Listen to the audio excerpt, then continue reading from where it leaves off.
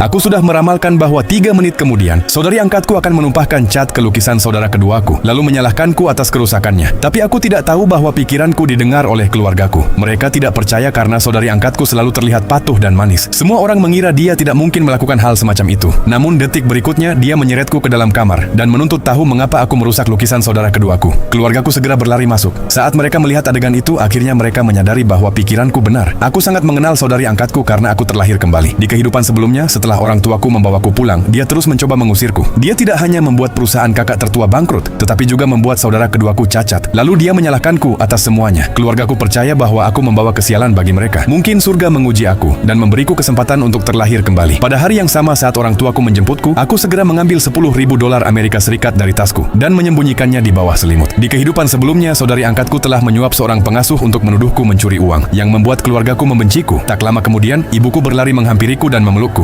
Saat dia melihat bekas luka di seluruh tubuhku, dia bertanya apakah seseorang telah membuli aku. Dalam hatiku, aku berkata bahwa saudari angkatku telah menyuap orang-orang di panti asuhan. Ibuku terkejut menyadari bahwa dia benar-benar bisa mendengar pikiranku. Aku berpikir bahwa pengasuh itu akan menuduhku mencuri uang. Tak lama setelah pikiranku lewat, pengasuh itu datang dan mengklaim bahwa aku telah mencuri uangnya. Ibuku menyadari bahwa pikiranku benar, tapi kali ini aku dengan sukarela menyerahkan tasku untuk diperiksa. Setelah memeriksanya, ibuku langsung menegur pengasuh itu dan menuntut tahu mengapa dia menuduhku. Pengasuh itu hampir tidak percaya. Ibuku membuka-buka buku harian di tasku dan akhirnya mengetahui semua penderitaan yang kualami di panti asuhan. Dia tidak hanya mendisiplinkan pengasuh itu, tetapi juga memerintahkan para penjaga untuk menyerahkannya ke pihak berwenang. Setelah itu, aku mengikuti ibuku pulang. Begitu sampai di pintu, mereka kembali mendengar pikiranku. Aku berkata bahwa saudari angkatku akan mengunci dirinya di kamar dan pura-pura mogok makan untuk menentang kepulanganku. Tepat saat orang tuaku mulai meragukan kebenarannya, kakak tertuaku segera berlari dan mengatakan bahwa saudari angkatku menolak makan di kamarnya. Sementara itu, 2 saudaraku yang lain mencoba membujuknya untuk makan. Saat mereka khawatir dengan penolakannya, mereka kembali mendengar pikiranku. Aku berkata bahwa dia hanya pura-pura dan pada akhirnya akan menyebabkan seluruh keluarga bangkrut. Untuk memverifikasi pikiranku, keluargaku memutuskan untuk membuka paksa pintu. Tentu saja, dia memang berpura-pura mogok makan. Orang tuaku menegurnya dengan marah. Saat itu, dia sengaja mengaku tangannya terluka, tapi aku tahu dia berpura-pura. Setelah mendengar pikiranku, ibuku segera menyuruhnya mengulurkan tangan. Begitu perban dibuka, ibuku menyadari semuanya benar. Setelah aku turun ke lantai bawah, keluargaku memutuskan untuk pura-pura tidak bisa mendengar pikiranku. Mereka ingin menggunakan kemampuan ini untuk sepenuhnya mengungkap sifat asli saudari angkatku.